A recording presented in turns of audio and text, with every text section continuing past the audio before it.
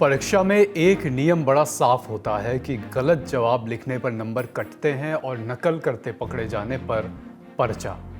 लेकिन देश की परीक्षाओं में पर्चा या रसीद जो भी कह लीजिए, छात्रों की नहीं, सिस्टम की कट रही है।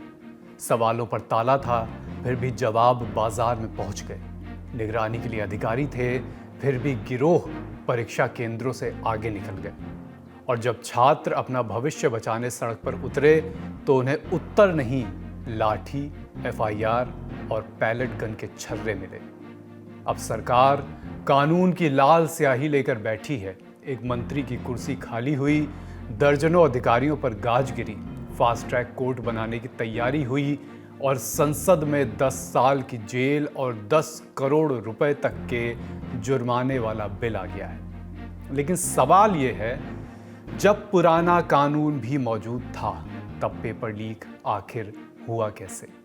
और क्या नया कानून उस व्यवस्था को भी कटघरे में खड़ा करेगा जिसकी निगरानी में लाखों छात्रों का भविष्य चोरी हो? ये बात सिर्फ नीट की नहीं है, बात पंजाब, झारखंड, केरल और कर्नाटक की भी है। इन प्रदेशों में भी पेपर लीक सिर्फ परीक्षा का मुद्दा नहीं है, ये राजनीति का नया प्रश्न पत्र है। और इस बार जवाब सत्ता पक्ष और विपक्ष दोनों को लिखना है। एक जवाब और मांगा जा रहा है। सब कुछ मान लेने के बाद भी सरकार पर वादा खिलाफी के आरोप क्यों लग रहे हैं?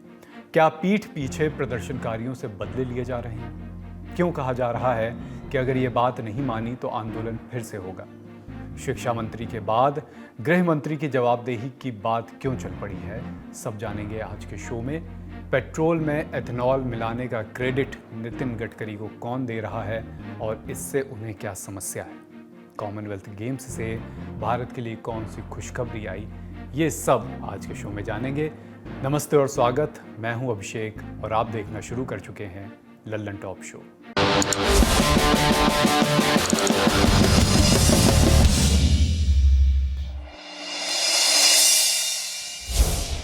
पेपर लीक पर सरकार अब एक एक करके सारे पेच कस रही है। शिक्षा मंत्री का इस्तीफा हो गया, जल्दी जल्दी फास्ट ट्रैक कोर्ट बनने लगे। शिक्षा सचिव का तबादला हुआ, एनटीए के 47 अधिकारियों पर गाज गिरी।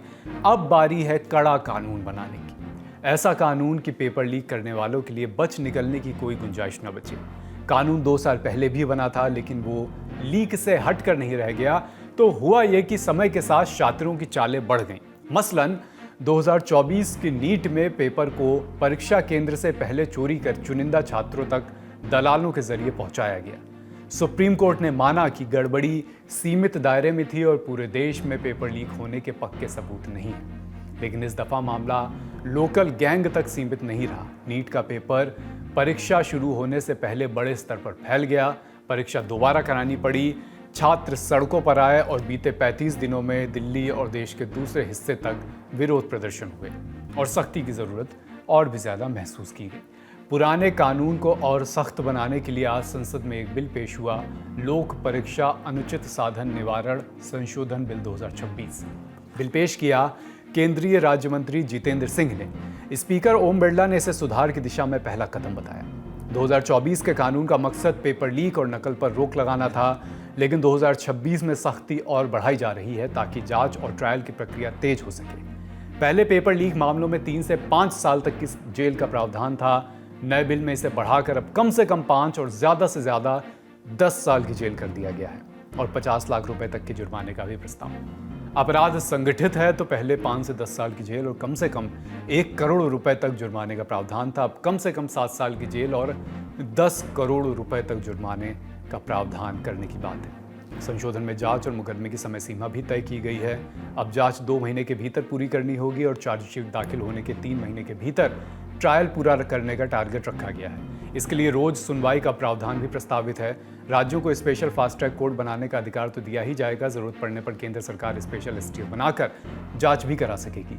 बिल में पहली बार अपराधों की लिस्ट साफ की गई है, यानी पेपर लीक, ओएमआर शीट से छेड़छाड़, फर्जी वेबसाइट बनाना, फर्जी एडमिट कार्ड बनाना, इस तरह के 15 अपराधों को साफ तौर पर बिल में शामिल किया गया है। बिल पेश तो हुआ, लेकिन विपक्ष के नारेबाजी और हंगामे के चलते इस पर कोई सार्थक चर्चा आज नहीं हो सकी। स्पीकर ओम बिरला सभी दलों से बिल पर चर्चा के लिए कहते रहे। बोले, बिल पर पहली बार 91 संशोधन आए हैं, इसलिए सभी के विचार और मत सामने आने चाहिए।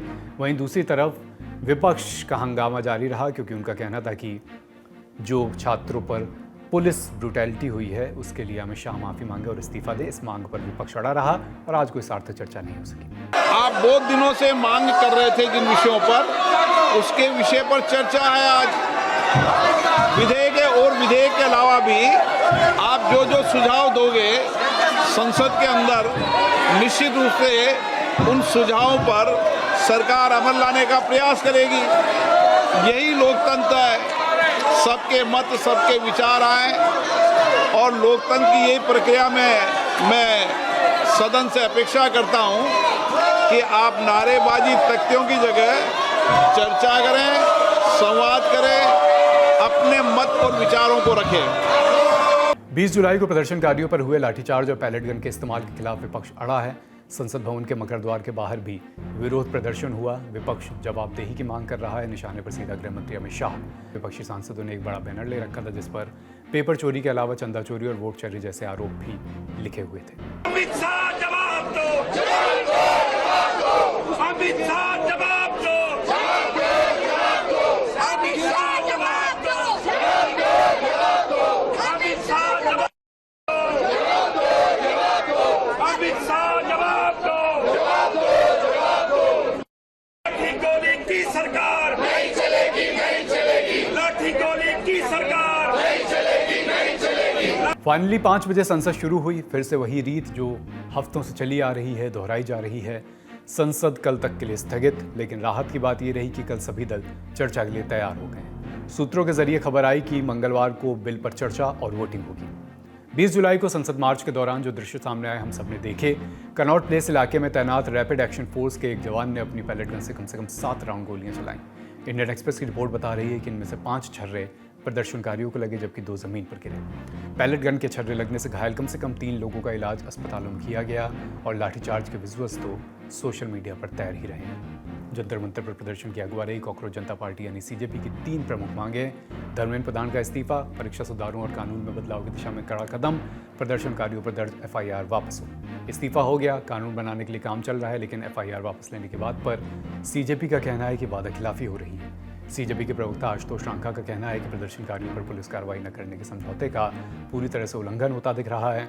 उनका दावा है कि बिहार और बंगाल में सैकड़ों छात्रों को गिरफ्तार किया गया है और दिल्ली में और कई अन्य राज्यों में भी सैकड़ों छात्रों पर निगरानी रखी जा रही है। रांका ने एक्स पर लिखा, दिल्ली से कई ऐसी खबरें आ रही हैं कि प्रदर्शनकारियों को सामान और मदद पहुंचाने वाले वॉलंटियर्स को हिरासत में लिया जा रहा है। सीजेपी का कहना है कि एफआईआर वापस ली जाए और दोबारा एफआईआर दर्ज न की जाए। प्रदर्शनकारियों पर एफआईआर और गिरफ्तारी की बात हवा में नहीं हो रही। राज्यवार आंकड़ा सरकार ने नहीं जारी किया, लेकिन अलग अलग मीडिया रिपोर्ट्स में जो छप रहा है उसका कुल जमा ये है कि बिहार में पुलिस ने अब तक 13 एफआईआर दर्ज होने, 56 लोगों की गिरफ्तारी और 177 संदिग्धों की पहचान की जानकारी दी है। पटना में करीब 200 छात्रों को हिरासत में लिए जाने की खबरें हैं। पश्चिम बंगाल में 7 एफआईआर दर्ज होने, 11 प्रदर्शनकारियों को गिरफ्तार किए जाने के दावे हैं। बिहार के सिवान में प्रोटेस्ट के वक्त पुलिस कांस्टेबल अभिषेक पटेल ने AK-47 से खुल्लम खुल्ला फायरिंग की। डीएम और एसपी कह रहे हैं कि हमारे आदेश नहीं थे। वीडियो वायरल होने के बाद अभिषेक पटेल को सस्पेंड कर दिया गया। विपक्ष ने आलोचना की। सिवान की इस घटना को सुप्रीम कोर्ट में भी उठाया गया। आरजेडी सांसद मनोज झा ने देश की सर्वोच्च अदालत का दरवाजा खटखटाया। 20 जुलाई से हुए छात्र प्रदर्शनों के दौरान पुलिसिया ज्यादती की जांच की मांग की। दोषी पुलिसकर्मियों के खिलाफ एफआईआर दर्ज करने और एसआईटी बनाने की भी मांग। देश भर में शांतिपूर्ण प्रदर्शनों पर पुलिस की बर्बरता के खिलाफ एक और याचिका सुप्रीम कोर्ट में लगाई गई। अब की सीजेआई सूर्यकांत ने कहा कि लोगों को शांति से विरोध जताने का पूरा अधिकार है और आंदोलन के नाम पर पुलिस का लाठीचार्ज या ज्यादती करना बिल्कुल गलत है। अदालत ने माना कि इंसान चाहे आम नागरिक हो या पुलिसकर्मी, जान सबकी कीमती है, इसलिए प्रदर्शनों को संभालने के लिए पूरे देश में एक जैसा नियम होना चाहिए ताकि बेवजह की रोक टोक ना हो। ये सब कोर्ट ने मौखिक में कहा। दोनों याचिकाओं को क्लब करके सुनवाई कल होगी। मौखिक ही सही, सर्वोच्च अदालत का कहना है कि लाठीचार्ज या ज्यादती गलत है। समूचा विपक्ष भी इसे गलत बता रहा है। प्रदर्शनकारियों पर एफआईआर नहीं दर्ज करने की मांग पर सरकार ने भी मंच से सहमति भर दी। फिर शनिचर को हुए वायदे पर सोमवार आते आते तकरार क्यों? खैर, इस्तीफे के बाद धर्मेंद्र प्रधान आज संसद पहुंचे। एनडीए के सांसद उनकी हौसला अफजाई करते हुए देखे गए। धर्मेंद्र प्रधान जिंदाबाद के नारे लगे। इस बीच कांग्रेस सांसद जयराम रमेश भी उन्हें मिले। पास जाकर बोले, इट हैपेंस। धर्मेंद्र प्रधान का जवाब, नथिंग हैपेंड। साथ में उलाहना भी दिया कि मैं एसी कमरे में बैठकर राजनीति करने वाला एक्टिविस्ट नहीं हूं, सड़क पर लड़ने वाला कार्यकर्ता हूं, street fighter. Jantar Mantar protest तो खत्म हो गया। अब पंजाब, झारखंड, केरल और कर्नाटक पर नजरें हैं। इन राज्यों में गैर एनडीए दलों की सरकार है और यहाँ बीजेपी अलग अलग भर्ती परीक्षाओं को लेकर सवाल उठा रही है। इस्तीफों की मांग वहाँ पर भी है।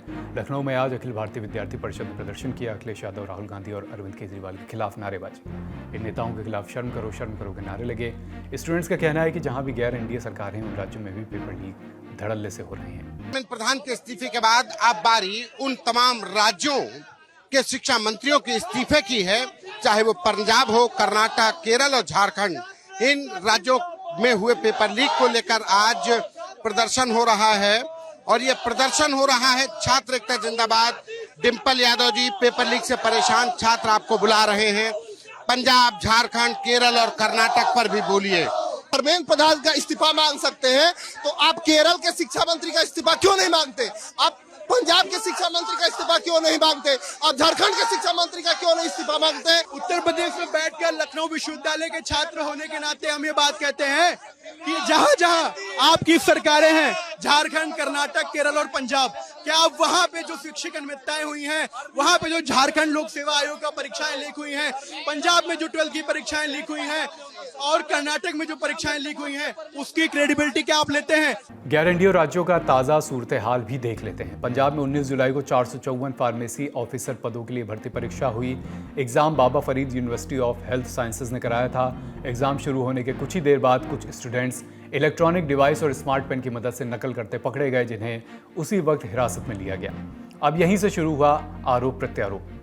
बीजेपी ने इसे पेपर लीक बताया और पंजाब के शिक्षा मंत्री हरजोत बैंस के इस्तीफे की मांग कर डाली। बीजेपी नेता मनजिंदर सिंह सिरसा ने कहा कि आम आदमी पार्टी पहले दूसरे राज्यों में पेपर लीक पर मंत्रियों के इस्तीफे मांगती थी, लेकिन अब अपने ही राज्य में पेपर लीक पर चुप है।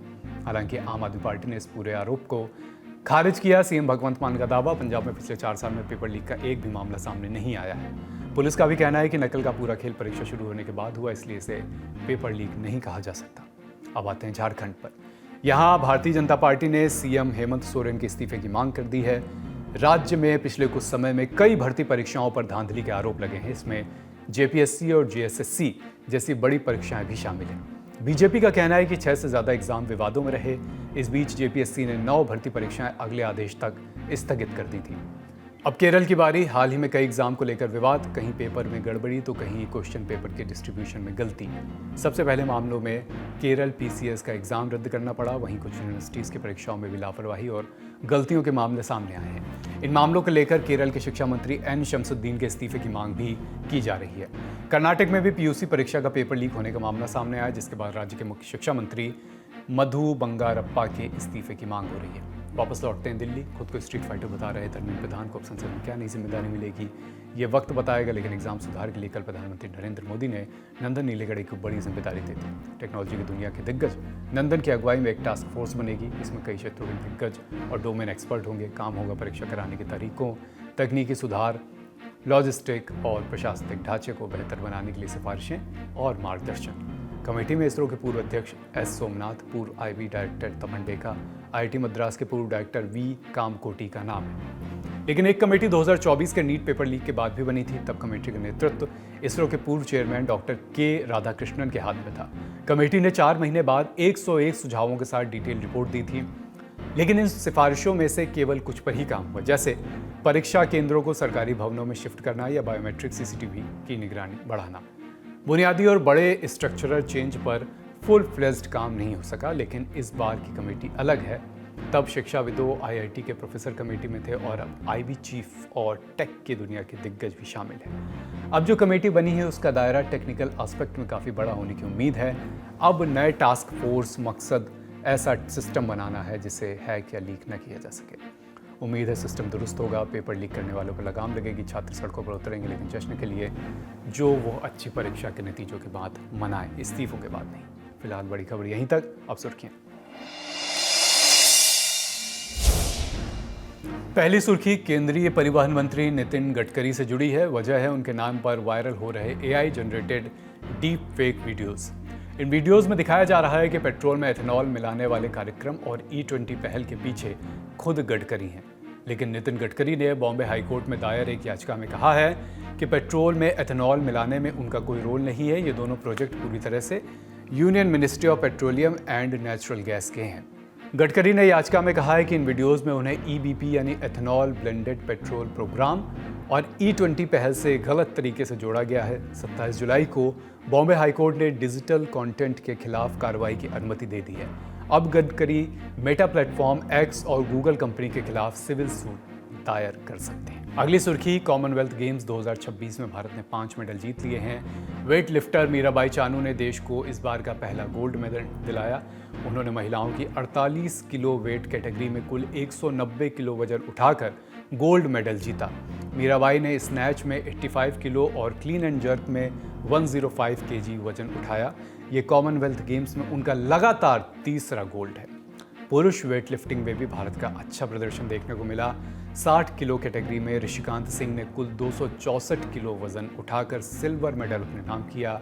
65 किलो कैटेगरी में राजा मुथुपांडी ने 286 किलो वजन उठाया और उन्होंने भी सिल्वर मेडल जीता। इसके अलावा पैरा पावर लिफ्टिंग में झंडू कुमार ने ब्रॉन्ज मेडल जीता। वहीं ज्ञानेश्वरी यादव ने 58 किलोग्राम वेट लिफ्टिंग में सिल्वर मेडल जीतकर भारत का खाता और भी मजबूत किया। यानी अभी तक भारत के नाम 1 गोल्ड, 3 सिल्वर, 1 ब्रॉन्ज समेत कुल 5 मेडल हो चुके हैं। आज का लल्लन टॉप शो यहीं समाप्त होता है। अपना और अपनों का ख्याल रखिए। लल्लन टॉप देखते रहिए। शुक्रिया। शुभ रात्रि।